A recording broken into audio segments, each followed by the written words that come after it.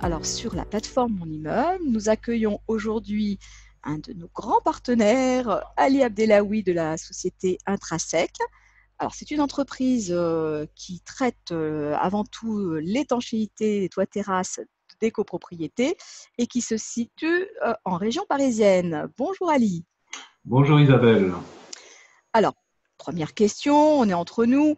Bon, j'ai situé un petit peu l'entreprise, mais j'aimerais bien en savoir un peu plus.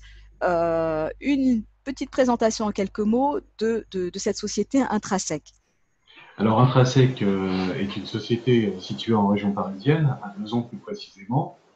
Elle est spécialisée en travaux d'étanchéité. Elle existe depuis 17 ans et nous sommes environ une vingtaine de collaborateurs. D'accord. Alors, donc ce que je voudrais savoir, moi, en copropriété, on a beaucoup de désordre, on peut avoir des sinistres, on peut avoir des rénovations dans tous les sens, mais en quoi consistent exactement les problèmes qu'on peut rencontrer en matière d'étanchéité dans les copropriétés? Alors, ce que je voudrais savoir, c'est quels sont les types de désordres les plus fréquents, et puis aussi, quelles en sont les causes et les origines. Les désordres qu'on rencontre le plus souvent, ce sont des infiltrations dans les appartements, hein, ceux qui sont justement attenants à des toitures terrasses. Et ces désordres sont causés par une étanchéité qui a fait son temps et qui devient défectueuse.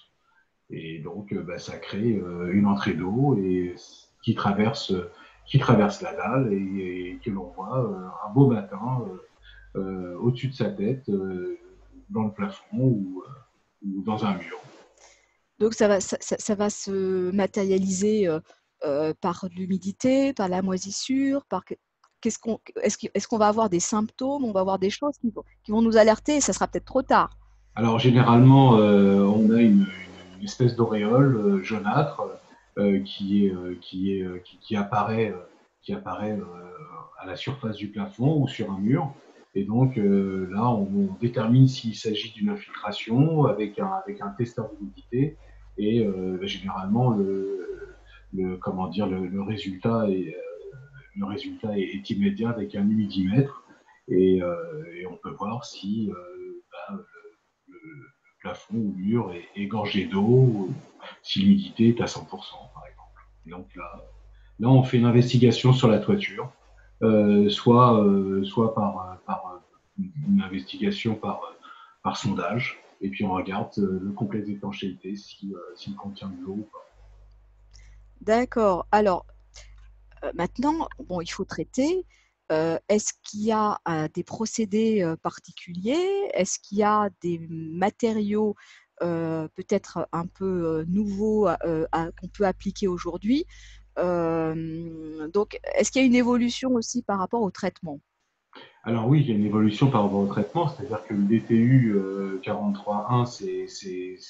on va dire, c'est endurci.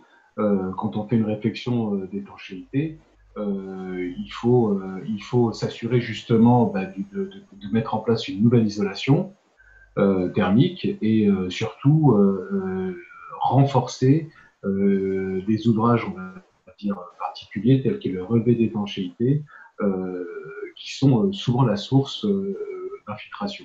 Donc, euh, donc on a des techniques qui sont éprouvées et on met vraiment un point d'honneur justement à traiter tous ces ouvrages un petit peu particuliers qui sont les relevés, qui sont les évacuations d'eau pluviale et qui sont souvent fragilisés quand on ne fait pas attention justement à les traiter de façon précise. Là, j'ai soulevé un point, donc je trouvais intéressant dans notre échange. En fait, souvent, la terrasse, c'est aussi un point d'entrée pour le froid, pour le chaud. Donc, c'est vraiment un endroit clé au niveau de l'isolation de l'immeuble. Donc, quelque part, quand on traite l'étanchéité, on est aujourd'hui obligé de penser à l'isolation et à cette rénovation peut-être aussi énergétique qui doit avoir lieu. Tout à fait, tout à fait. Aujourd'hui, comment dire, on isole les murs par l'extérieur lors des travaux de ravalement de façade. Et dans la continuité, il faut penser aussi à isoler les toits. Donc aujourd'hui, alors voilà, une couche d'isolation est importante dans le sens où ça permet le flux de chaleur entre l'extérieur et l'intérieur et assurer une économie Importante, d'énergie importante, tout à fait, important d'énergie. Ah tout oui, à fait, non, tout à non fait. négligeable, on va Non dire, hein. négligeable, tout à fait. Et plus la couche d'isolation est épaisse et faite avec un matériau approprié, plus la copropriété, donc le copropriétaire, bénéficie d'un crédit d'impôt, hein, puisque il faut savoir que lors d'une réfection d'étanchéité de toiture terrasse, mais dans sa totalité, on bénéficie d'une TVA à 5,5% au lieu de 10%. D'accord, et évidemment, Intrasec a toutes les qualifications pour pouvoir en bénéficier. Tout à fait, on est certifié donc Calibat et RGE. Donc nos collaborateurs ont été formés justement pour pouvoir bénéficier de cette mention spéciale. D'accord. Alors, donc je voudrais donc parler d'un sujet qui est important parce que bon, souvent on voit les symptômes et là on réalise qu'il y a un problème et bon, il faut traiter, mais parfois ça a déjà causé beaucoup de dommages. Donc le mieux, c'est quand même d'être en préventif sur un entretien régulier, une maintenance en amont.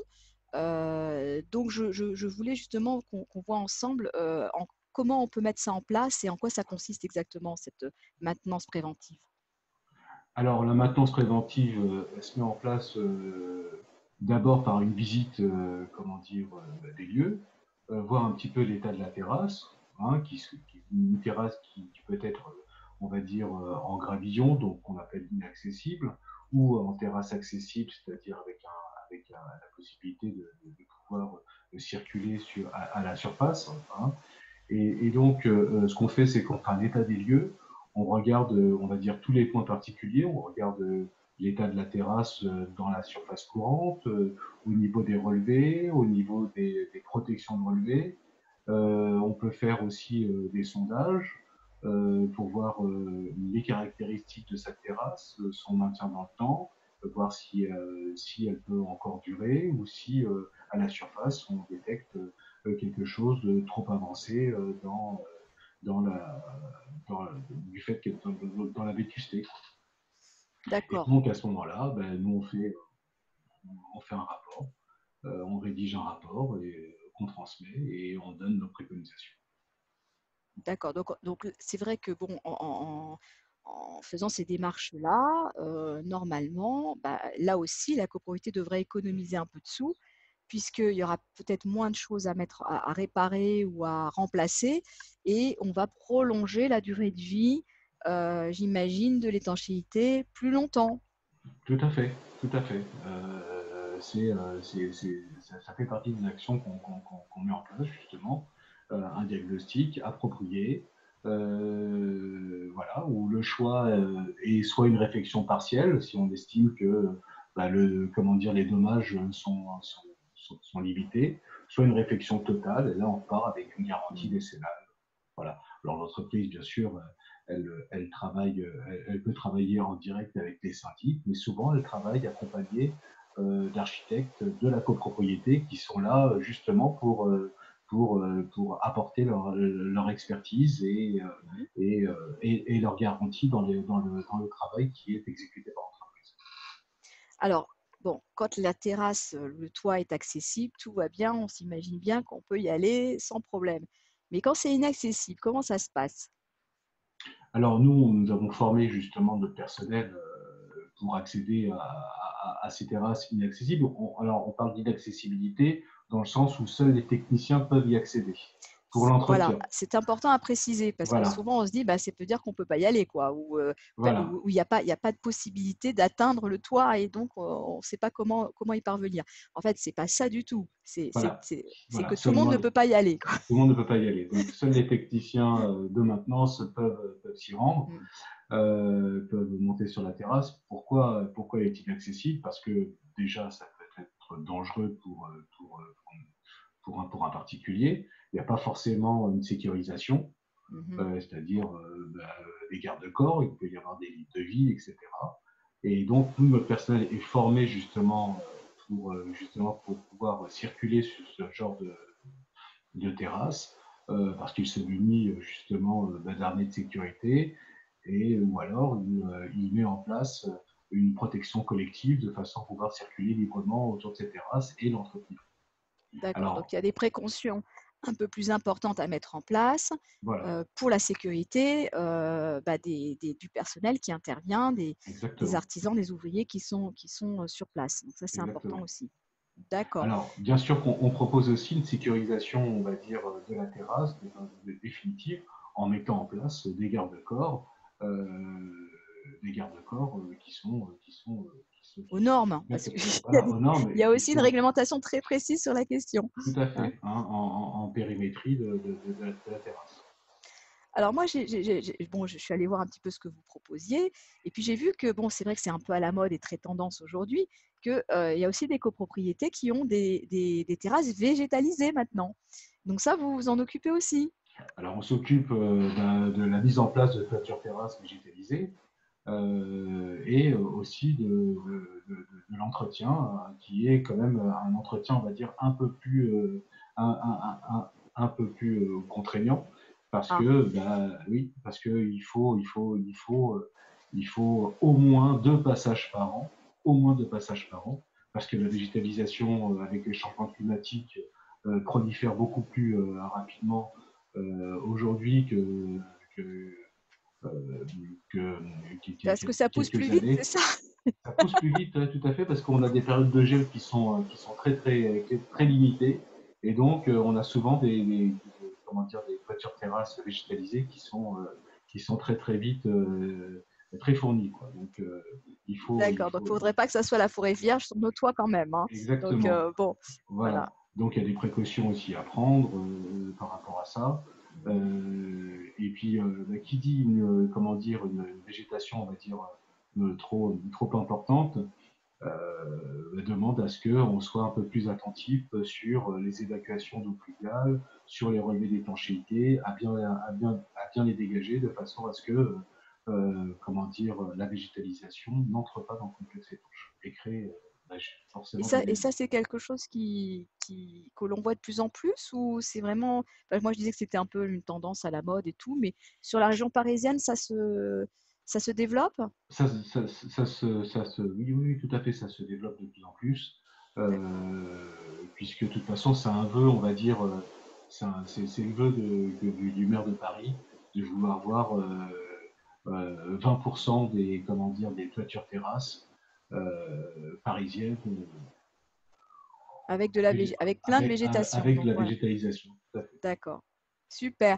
Alors juste pour conclure notre entretien, Ali, est-ce que un dernier petit conseil ou le mot de la fin peut-être pour nos copropriétaires qui se poseraient encore des questions de ce qu'ils doivent faire pour leur copropriété, ou s'ils ils se demandent s'ils doivent faire appel à vous, qu'est-ce qu'on peut leur dire?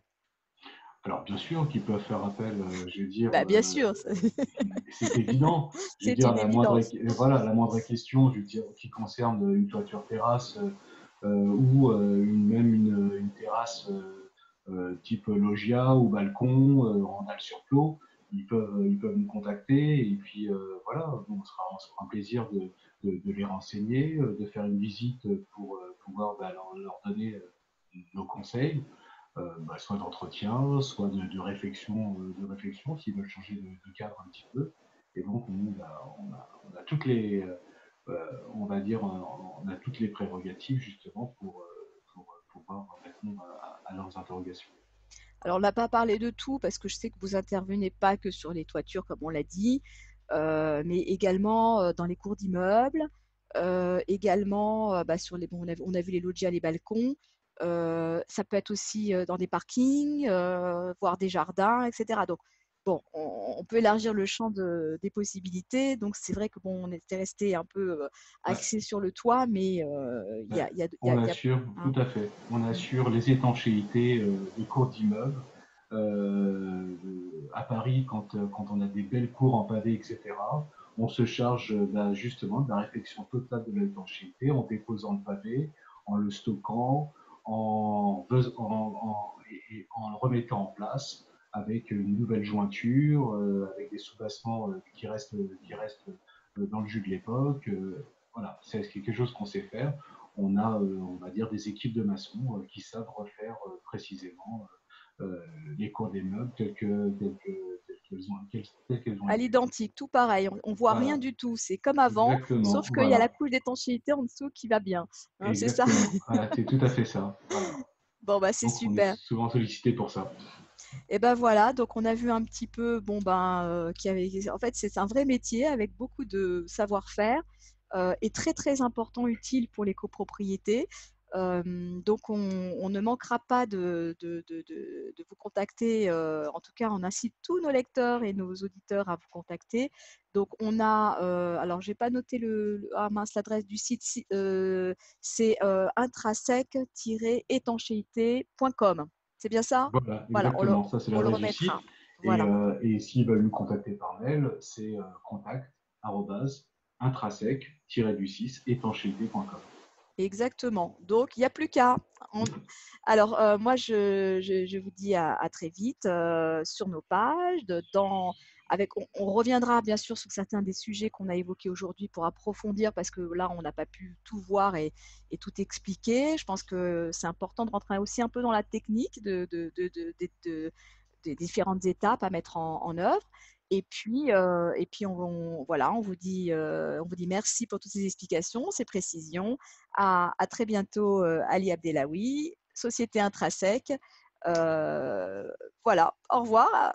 Et merci Merci encore Isabelle beaucoup. Merci, Dahan, merci, merci pour cet accueil. Merci. merci.